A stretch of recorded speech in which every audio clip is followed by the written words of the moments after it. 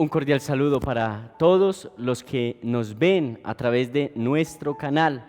Un cordial saludo para todos nuestros televidentes en este programa Testigos de la Fe.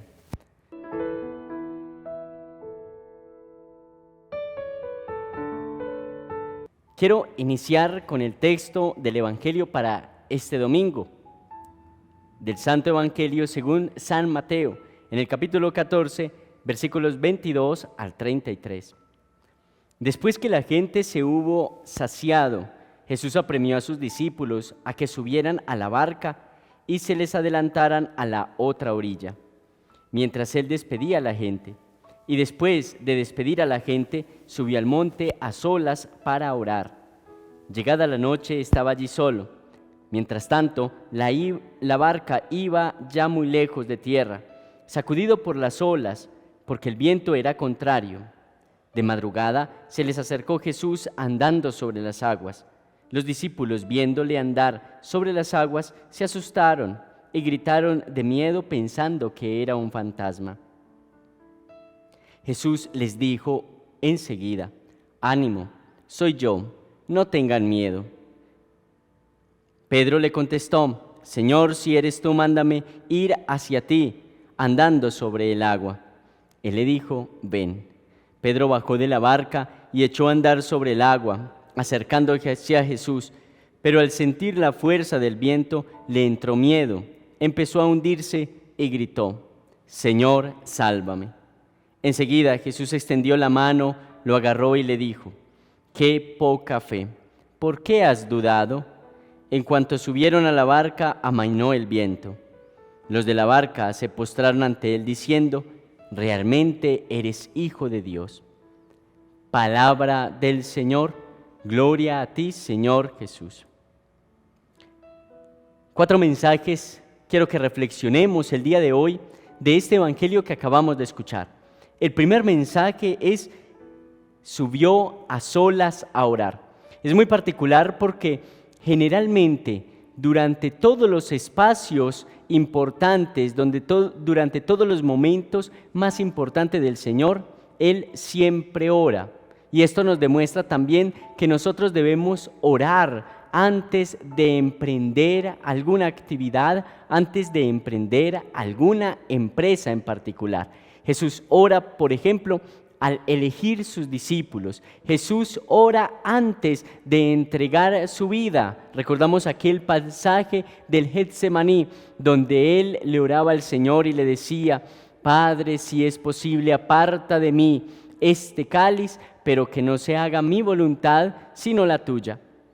Jesús ora después de cada acontecimiento importante de su vida. Siempre ha orado, siempre tiene una buena relación. ¿Y qué es la oración? La oración es hablar de amores, decía Santa Teresita del Niño Jesús, con aquel que sabemos nos habla, nos ama. La oración es hablar con aquella persona que nos va a escuchar. Es una conversación entre amigos. Esa es la oración. Por eso la oración no puede ser con palabras rebuscadas. La oración no puede convertirse en muchas palabras grandilocuentes o en grandes tratados. No, la oración siempre debe ser algo espontáneo, que salga de nuestro corazón. Con Dios no hay que tener máscaras de ninguna clase. Con Dios no podemos nosotros tener una realidad diferente a lo que somos. Y oramos desde lo cotidiano. Desde nuestra vida podemos orar, desde la ama de casa que está en su trabajo escuchando su música, desde allí se puede orar, desde el hombre que está en sus labores cotidianos en el campo, en una empresa, en la tienda, en su transporte, puede orar al Señor dando gracias por el nuevo día. Desde el niño que está en su colegio presentando un examen o escuchando algún tema de matemáticas, de sociología, de ciencias, cualquier tema, desde allí podemos orar, darle gracias al Señor por todo lo que nos regala. La oración es importante en cada instante del hombre. La oración es importante en cada momento de la vida del ser humano. La oración debe ser el fundamento de toda actividad debe ser el comienzo y debe también convertirse en el fin que cada uno tiene para poder realizar las empresas que tiene en mente. Un segundo mensaje: el seguimiento a Jesús implica zarandeos de la vida. El zarandeo de la iglesia al creer que si seguimos a Jesús no nos ocurrirá cosas adversas. Eso es cuando nosotros pensamos que si seguimos a Dios, que si la iglesia sigue a Dios, no le pueden pasar cosas malas. Por tanto, uno diría a un cura, a un sacerdote que cree en Dios, que sigue a Dios, a una religiosa que sigue a Dios, a una persona laica que sigue a Dios, no le deberían pasar cosas malas. A un sacerdote que sigue a Dios no se le debería caer el cabello, por ejemplo. Un sacerdote que cree en Dios no se podría accidentar, no tendría por qué accidentarse. Pero en la vida, aunque tengamos una fe fundamentada en Dios, nos pasan también cosas adversas. Los discípulos eran creyentes de Jesús, los discípulos estaban con el Señor durante todos esos días, quizás no estaban en ese momentico con Dios, pero los discípulos estaban con el Señor constantemente y a pesar de eso les acontecían cosas muy adversas. En este caso ellos iban en la barca y en un momento determinado empezó un viento muy furioso contra la barca y amenazaba a que ella se hundiese. Entonces mire que no implica el simplemente ser discípulo de Cristo el que no nos pasen cosas malas, no. Toda la vida nos van a pasar cosas, buenas o malas, seamos discípulos o no seamos discípulos del Señor, seamos personas que busquen a Dios o seamos personas que no busquen a Dios. Es que el ser discípulo de Dios no garantiza que nos va a pasar cosas malas. Ser discípulos del Señor, al contrario, nos garantiza que cuando nos pasan cosas malas vamos a estar firmes, vamos a estar en pie, vamos a estar esperando porque el Señor nos va a ayudar, porque no nos va a dejar solos, así como no dejó solo a los discípulos en este momento en que llegaban las tempestades contra la barca. Igual en la iglesia también han ocurrido muchas tempestades y seguramente seguirán ocurriendo a lo largo de la vida, tempestad tras tempestad. Seguirán ocurriendo muchas tempestades que querrán acabar con la iglesia. Pero lo mismo que ha dicho el Señor nos lo repite cada día. Ni las puertas del infierno van a prevalecer sobre ella. Precisamente la barca tiene esas dos connotaciones. Primero, la connotación de la vida. En la vida llegan tempestades, en la vida llegan problemas, a la vida llegan dificultades, a la vida llegan muchas realidades siempre adversas. Y la otra realidad es la iglesia.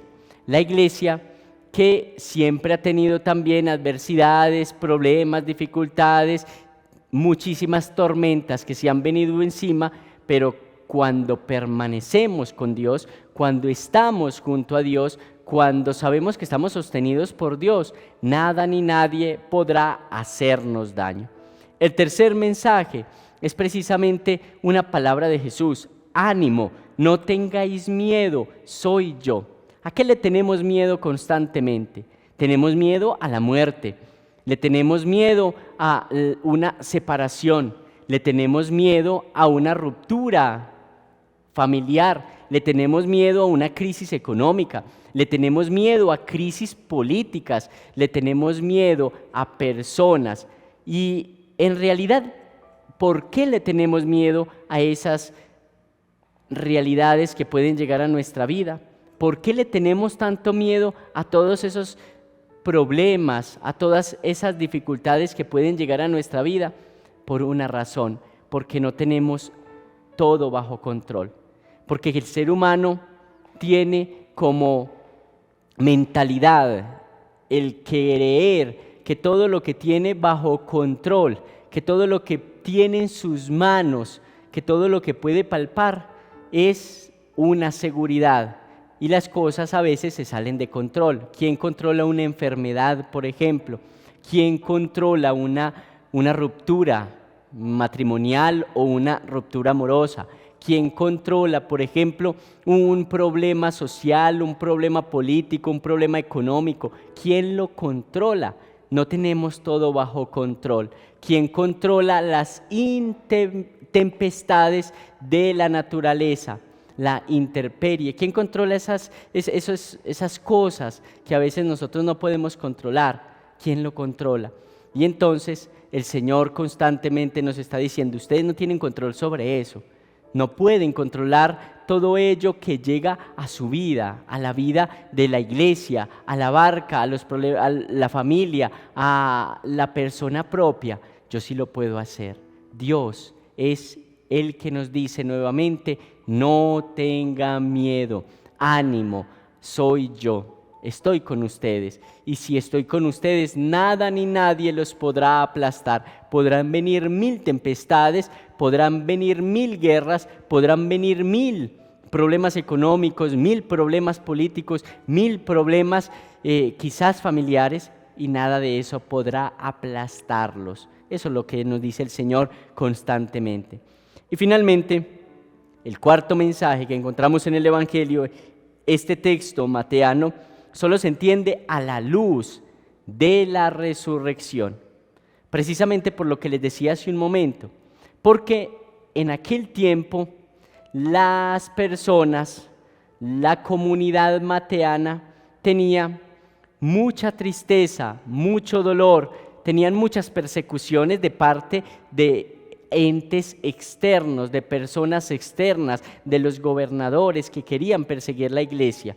Recordemos algo que nosotros debemos tener en cuenta, y es que los evangelistas no iban copiando lo que iba sucediendo en el momento en que iba sucediendo. No va a decir, por ejemplo, Mateo, en este momento Jesús está curando a un paralítico. A ver, yo escucho que le dijo, le acabo de decir que por tu fe te has sanado. A ver, voy a escuchar a ver qué más está diciendo. No, así no es. De esa manera no fue.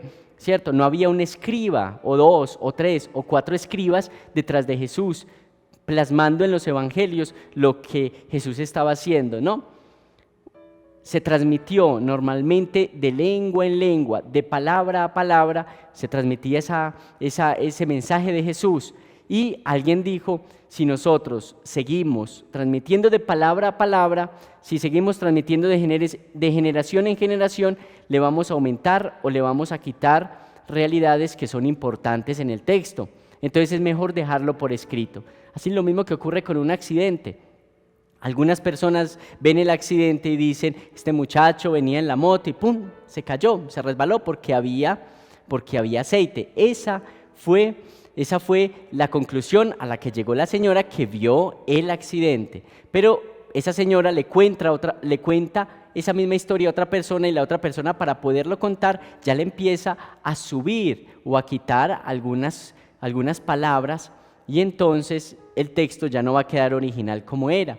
Y empieza a decir, vea, ese muchacho venía como a 60 kilómetros por hora en una vía que era de 30, pero eso no le dijo la primera señora. Eso lo inventó usted más adelante. Y pues frenó el muchacho. Al frenar, pues se fue lisado en esa moto y se cayó ahí donde había un reguero de aceite. Y le puede contar a otra persona, y de igual manera se van sumando o se le van quitando palabras. Lo mismo ocurre con los evangelios. Entonces, lo que pretendieron fue copiar, dejar por escrito lo más fielmente posible las palabras de Jesús, los milagros de Jesús, los recorridos de Jesús. Pero algunas comunidades le hicieron una reinterpretación, como este evangelio. Este evangelio le hizo una reinterpretación diciendo, vea, en este problema que ustedes están viviendo, en esta dificultad que ustedes están viviendo como iglesia mateana, como comunidad seguramente del apóstol San Mateo, entonces vamos a recordar un texto de la Sagrada Escritura, un texto de Jesús donde caminó sobre las aguas, y lo vamos a reinterpretar a lo que estamos viviendo en este momento. Lo mismo que hacemos los sacerdotes en la misa. Los sacerdotes leemos el mensaje de Dios y lo aplicamos a la vida. Eso también hacían los evangelios, aplicaban a la vida. Entonces nos dice, la barca es la iglesia. y la barca estaba sufriendo persecuciones, es decir, habían algunas contrariedades del tiempo sobre la iglesia. Y entonces llega Jesús y les dice: tranquilos, no tengan miedo, que problemas y dificultades van a tener toda la vida. Por eso tengan fe, una fe en el resucitado, porque Jesús caminando sobre las aguas es figura de un Cristo resucitado.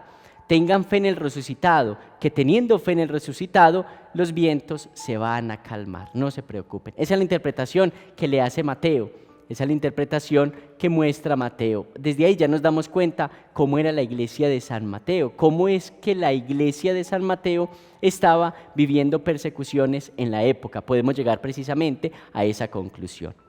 Hasta ahí el evangelio del día de hoy.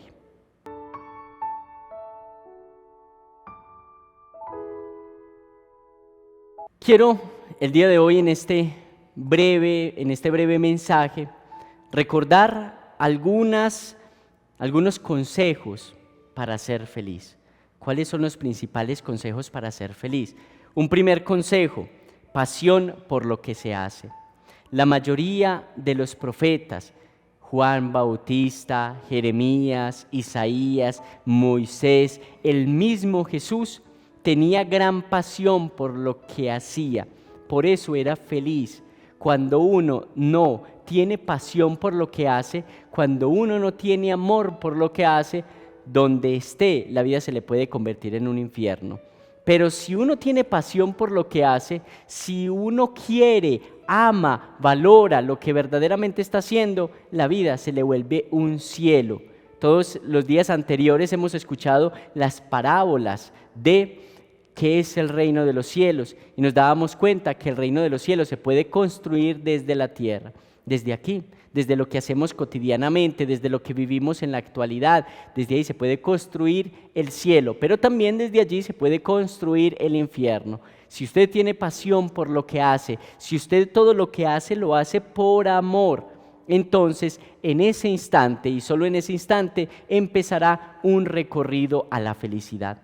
Un segundo consejo: no hacer depender su felicidad de lo material, no hacer depender su felicidad de personas, no hacer depender su felicidad del poder, porque algunas personas van posponiendo su felicidad y va diciendo: cuando yo tenga mis hijos grandes, cuando sean mayores, yo voy a ser feliz. Cuando yo tenga mi primera casa, voy a ser feliz. Cuando yo tenga mi automóvil, voy a ser feliz. Cuando yo tenga un determinado cargo público, voy a ser feliz. Cuando yo por fin tenga novio, tenga novia, tengo esposo o esposa, voy a empezar a ser feliz. Y vamos posponiendo la felicidad, y la felicidad no se pospone. La felicidad se vive siendo coherentes y siendo conformes con lo que estamos viviendo en la actualidad. Vivir la felicidad con poco, vivir la felicidad con mucho, vivir la felicidad alrededor de las personas, vivir alrededor en soledad, vivir la felicidad fuera del poder o con poder. Así es que nosotros debemos vivir la felicidad. Cuando hacemos depender nuestra felicidad de cosas del mundo, de cosas externas, nunca vamos a ser felices. Nunca vamos a ser felices. Debemos emprender la felicidad desde ya, desde el hoy, desde lo que somos, desde lo que tenemos. Desde ahí es donde emprendemos nuestra felicidad. Un tercer consejo para amar la felicidad, para ser felices: perdonar los errores del pasado. Perdónate los errores del pasado. Perdonar a los demás y perdonarte a ti misma, a ti mismo. Eso es importantísimo, porque hay personas que viven con una carga pesadísima todos los días. ¿Y quién es feliz con cargas? ¿Quién es feliz con un bulto todo el día encima del hombro? Nadie, absolutamente nadie. Debemos descargar para poder ser felices. ¿Por qué? Porque cuando nosotros odiamos a alguien, cuando nosotros nos odiamos a sí mismos, entonces empezamos a sufrir más. Es un veneno que uno se toma esperando que otra persona se muera. ese es el odio, ese es el resentimiento. Y el que se muere es uno, porque la otra persona ni se da cuenta que uno lo está odiando. Y entonces inconscientemente le está diciendo a la otra persona: sígame haciendo daño, ya me hizo daño, sígame haciendo daño. Cuando nosotros no nos perdonamos, seguimos constantemente dándonos palo, autolapidándonos, y decimos muy frecuentemente, casi todos los días: yo por qué soy así, yo por qué caigo tanto, por qué motivo siempre vuelvo a las mismas andanzas, pero por qué, por qué, por qué. Y uno no puede vivir del por qué. Recuerden pues esos 3 consejos especialísimos en nuestra vida: pasión por lo que hacemos, perdónate los errores del pasado y vivir siempre conforme a lo que Dios nos ha regalado. Amar lo que Dios nos ha regalado, vivir con lo que Dios nos ha regalado, no anhelar ni el poder, no anhelar personas, no pospongamos la felicidad.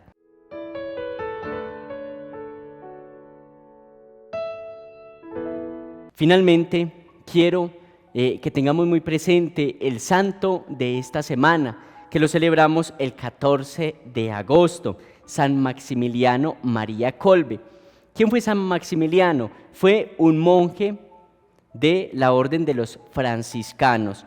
Nació el 8 de enero de 1894 en Auschwitz y murió el 14 de agosto de 1941 en el campo de concentración nazi, también en Auschwitz. Fue un fraile franciscano conventual nació en Polonia, que murió voluntariamente en lugar de un hombre en el campo alemán de concentración en Auschwitz, en la Polonia ocupada por los nazis durante la Segunda Guerra Mundial. Fue un activo promotor de la veneración al Inmaculado Corazón de María, fundó publicaciones, divulgó otras publicaciones y promocionó la labor de otras organizaciones. Este hombre dio su vida en los campos de concentración nazis cuando iban a asesinar a otro hombre. Él se dio cuenta que este otro hombre tenía esposa, tenía hijos, mientras él decía: yo no tengo a nadie, solamente a Jesucristo, y dio su vida por esta persona. Fue uno de los grandes santos que fue capaz de imitar al mismo Cristo. ¿Quién sería capaz de dar la vida por un desconocido? Pues este hombre, San Maximiliano María Kolbe, fue capaz de dar la vida por un desconocido. Llama la atención que, a pesar de que murió en 1941, en el año 1982 fue canonizado por el Papa Juan Pablo II. Imagínense, un hombre que se le abrió un proceso y en 40 años prácticamente fue canonizado, la gran santidad, porque quiso entregar su vida por un hermano. A eso se nos invita, a entregar la vida. Hoy ya no muriendo por la otra persona, pero sí haciendo caridad, haciendo obras de amor. Que el Señor los bendiga a todos en el nombre del Padre, del Hijo, del Espíritu Santo. Amén.